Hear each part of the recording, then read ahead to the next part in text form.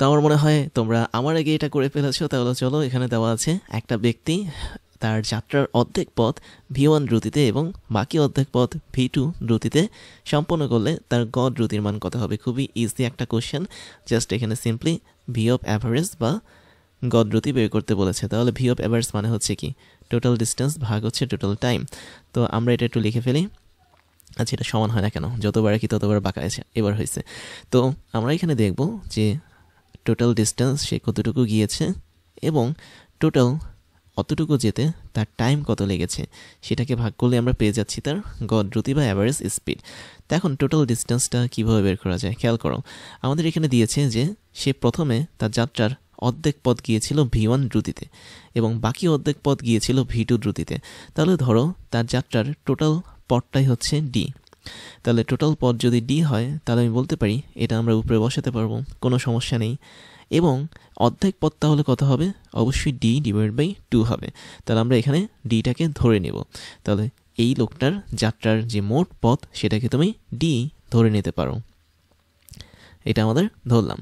তাহলে total time কত হবে, টাইম মানে হচ্ছে কি, টাইম মানে হচ্ছে আমরা জানি দূরত্ব ভাগ হচ্ছে দ্রুতি, অর্থাৎ D is equal to V into T, এই ইকুয়েশন অনুসারে।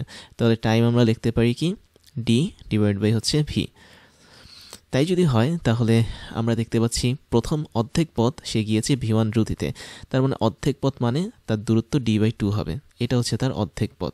এবং এই অর্ধেক পথটাকে আমি যদি তার দ্রুতি v1 দিয়ে ভাগ করি তাহলে এটাই আমরা কি পাবো, d1 পরিমাণ, মানে v1 দ্রুতিতে সে যতটুকু পথ গিয়েছে অর্ধেক পথ তার সময়টা পাবো।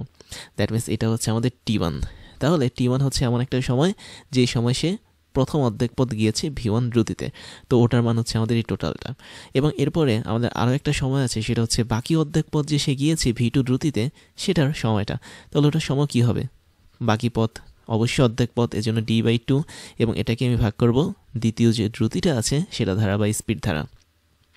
তো এটা হচ্ছে আমাদের এক্সের ফরম্যাট। এখন আমরা যেটা করব সেটা হলো এই ফরম্যাটটাকে একটু সাজাবো মানে ভেঙে দেখব যে কী কী আছে। উপরে তো ডি থাকবেই, নিচে থাকবে ডি ডিভাইড বাই 2v1, আর এখানে থাকবে ডি ডিভাইড বাই 2v2। তাই যদি হয়ে থাকে তারপরে আমরা লাইনগুলো দেখি, এগুলো একটু মুছে দিই, যেহেতু আমরা ডি ধরেছি তা আমাদের এখানে আর এগুলো লাগছে না। তাহলে তুমি এখানে যাত্রার টোটাল ডিস্টেন্সটাকে ডি ধরে নিয়েছি, এটা একটু পাশে দিয়ে লিখে দিলাম, টোটাল ডিস্টেন্স ধরি ডি। তাই যদি হয়ে থাকে আমাদের পরের লাইনটা হবে অনেকটা এরকম, সেটা হচ্ছে আমাদের নিচে লসাগু হবে এবং 2 কমন যাচ্ছে, v1 v2 আগের মতোই থাকছে, আর এখানে হবে হচ্ছে d ইন্টু v2 প্লাস হচ্ছে d ইন্টু v1, এরকম একটা ফরম্যাট পাবো। আর উপরে আমাদের ডিটা থাকবে। এবং আরেকটা বিষয় হচ্ছে আমি যদি সব একদম কমপ্লিট করে ফেলি তাহলে নিচে থাকে এই অপশনটা কিন্তু একদম উপরে এই জায়গাটাতে উঠে যাবে। এটা হচ্ছে আমাদের গুণনের নিয়ম বা ভাগের নিয়ম বলতে পারো। তাহলে এখানে হবে v1 v2 ইন্টু ডি, আর নিচে হবে d v2 প্লাস হচ্ছে d v1। এবং এখানে আমরা কমন নিতে পারি, খেয়াল করো আমি কিন্তু এখান থেকে ইচ্ছা করলে ডিটাকে কমন নিয়ে আসতে পারি বাইরে, তখন এই ডি এবং এই ডি কাটা যাবে, আলটিমেটলি থাকবে হচ্ছে 2v1 v2 divide by v1 plus v2। তাহলে তোমরা যখন এই টাইপের ম্যাথ করবে তুমি যেটাকে ধরবে সেটা কিন্তু আলটিমেটলি আর থাকছে না। তাই গড় দ্রুতি বের করার সময় তুমি টোটাল ডিস্টেন্স যা খুশি ধরে নিতে পারো, কারণ একটা সময় পর সেটাকে আর পাওয়া যাবে না। তার মানে তোমার এই উত্তরটাকে 100% ওকে, কেননা তোমাকে প্রশ্নে কিন্তু v1 এবং v2 দ্রুতির কথাই বলেছে, আর তোমার উত্তরের মধ্যেও কিন্তু এই দুটো জিনিস চলে এসেছে। তাই এটাই হচ্ছে কি আমাদের অ্যান্সার, এবং আমি 100% শিওর যে তোমরা সবাই এটা করতে পেরেছো। তাই যদি হয়ে থাকে তাহলে চলো আমরা পরবর্তী যে চ্যালেঞ্জটা আছে সেটা একটু দেখি। তো তোমরা ভিডিওটা পজ করে ট্রাই করতে থাকো এটার অ্যান্সারটা কী হবে, তারপর তোমাদের সাথে সাথে আমি ওটা সলভ করে ফেলবো। তো এবার চলো তোমাদের অ্যান্সারের সাথে আমার অ্যান্সারটা মিলাই। এখানে দেওয়া আছে একটা সরল রাস্তায় চলমান একটা গাড়ি 20 কিলোমিটার পার আওয়ার দ্রুতিতে মোট দূরত্বের 1/3 এবং 60 কিলোমিটার পার আওয়ার দ্রুতিতে বাকি অংশ অতিক্রম করে। তাহলে গড় দ্রুতি বা অ্যাভারেজ স্পিডটা কত হবে। এটা একদম সিম্পল একটা ম্যাথ, আগেকার মতোই সব কিছু আমরা ইউজ করব। তাহলে আমাদের ভি অ্যাভারেজ যেহেতু বের করতে বলেছে, এটা মানে আমরা জানি যে টোটাল ডিস্টেন্স হয় বা মোট দূরত্ব, এটাকে আমি ভাগ করতে পারি কি দিয়ে, টোটাল টাইম বা মোট সময় দিয়ে। তাই যদি হয় তাহলে আমরা এখানে দুটো জিনিস বের করব, টোটাল ডিস্টেন্সটা বের করব। খেয়াল করো এখানে আমাদের দেওয়া আছে যে মোট দূরত্বের 1/3 আমাদের এই মানে চলমান গাড়িটা অতিক্রম করে প্রথম ক্ষেত্রে, এবং দ্বিতীয় ক্ষেত্রে বাকি অংশ অতিক্রম করে। তো তুমি ধরে নাও টোটাল ডিস্টেন্সটাকে ডি, এটা ধরা ছাড়া আমাদের কোনো ওয়ে নাই। তাহলে টোটাল ডিস্টেন্সটাকে তুমি ডি ধরে নিতে পারো। এখন আমি যদি বলি গাড়িটা এই বিন্দু থেকে বি বিন্দু পর্যন্ত গেল, এবং এই এ থেকে বি বিন্দু পর্যন্ত যে সে গেল, এ যাওয়ার পথটা হচ্ছে তার টোটাল ডিস্টেন্সের 1/3। তাহলে আমরা এটাকে লিখতে পারি d/3। তাহলে বি থেকে যখন গাড়িটা সি বিন্দুতে পৌঁছাবে, মানে মোট দূরত্ব যখন অতিক্রম করবে, তাহলে বাকি অংশটা কত হবে? অবশ্যই টোটাল ডিস্টেন্সের বাকি অংশ, দ্যাট মিনস এটা হবে কি 2d/3। কীভাবে বের করলাম? খুবই ইজি। তুমি যদি এতটুকুকে অর্থাৎ এ থেকে বিকে যদি d/3 ধরো, তাহলে টোটালটাকে তুমি অবশ্যই কি ধরছো? ডি ধরছো। তাহলে সেই ডি থেকে তুমি যদি d/3 এতটুকু বাদ দাও, তাহলে তুমি পাবে বি থেকে সি এতটুকু অংশ। তার মানে d - d/3 হবে কি 2d/3। তাহলে আমাদের এক্সের দূরত্বটা এখন হলো 2d/3, যেটা হচ্ছে আমাদের বাকি অংশের দূরত্ব। তাই যদি হয়ে থাকে, তাহলে আমরা এখানে দেখতে পাচ্ছি এ থেকে বিতে যখন সে গিয়েছে, তখন তার বেগটা ছিল 20 km/h, এবং যখন সে বি থেকে সিতে গিয়েছে, তখন তার বেগটা ছিল 60 km/h। তাই যদি হয়ে থাকে, তাহলে আমরা এখন টোটাল ডিস্টেন্সটাকে ধরতে পারি ডি। টোটাল টাইমটাকে যেটা ধরবো সেটা হচ্ছে, তুমি এ থেকে বিতে গিয়েছো ধরো t1 সময়, এবং বি থেকে সিতে গিয়েছো ধরো t2 সময়। তাহলে t1 হবে কি? অবশ্যই দূরত্ব ভাগ হচ্ছে বেগ, মানে নট বেগ, দ্রুতি আর কি। তো এ থেকে বি এর যে দূরত্বটা সেটা হচ্ছে d/3, এবং এক্ষেত্রে তার যেই দ্রুতি ছিল সেটা ছিল 20 km/h। তারপরে আমরা যদি বলি বি থেকে সি পর্যন্ত তার যে দূরত্ব সেটা ছিল 2d/3, এবং এতটুকু জায়গাটাতে তার যেই মানে দ্রুতিটা ছিল সেটা ছিল 60।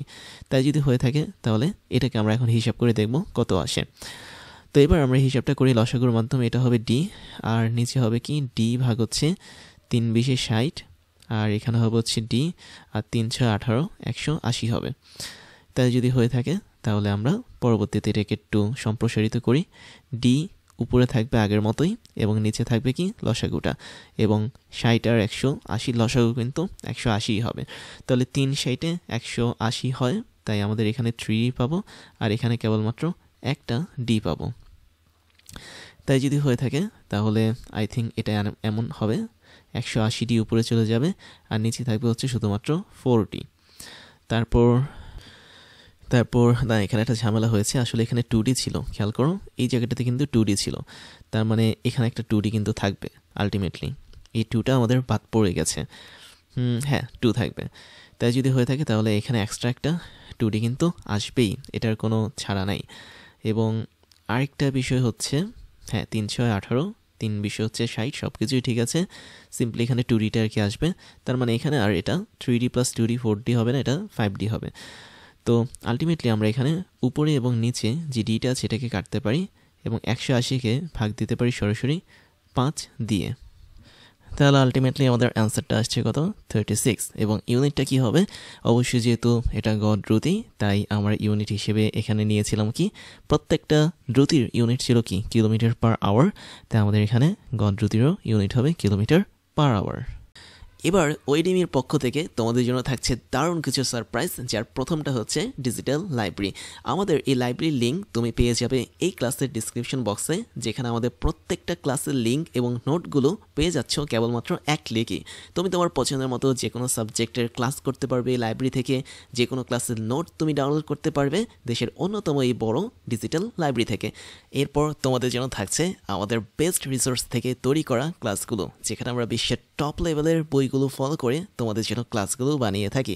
সেই সাথে আমাদের অনেকগুলো অফিসিয়াল বই আছে, যার মধ্যে হাজারো প্রবলেমগুলো নিয়ে আমরা তোমাদের জন্য ক্রাশ চ্যালেঞ্জগুলো বানাই, যেগুলো আমরা ধরে ধরে তোমাদেরকে সলভ করাই।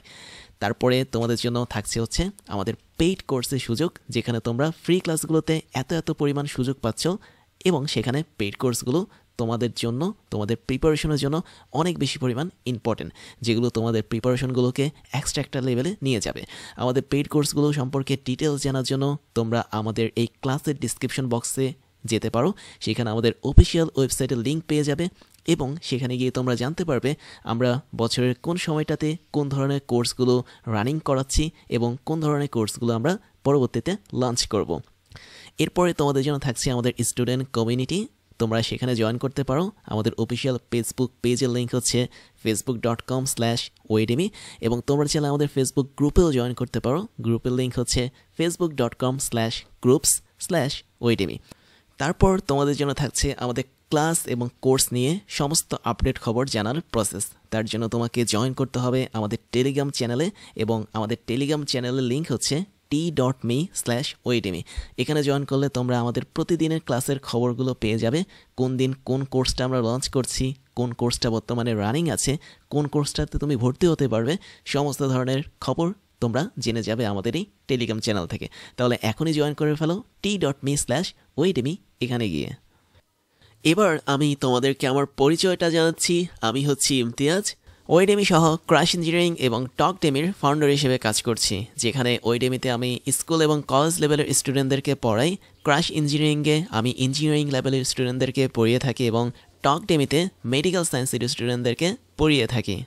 সেই সাথে আমি বিগত 10 বছর ধরে 5 লাখেরও বেশি স্টুডেন্টদেরকে অনলাইন এবং অফলাইনে পড়িয়েছি।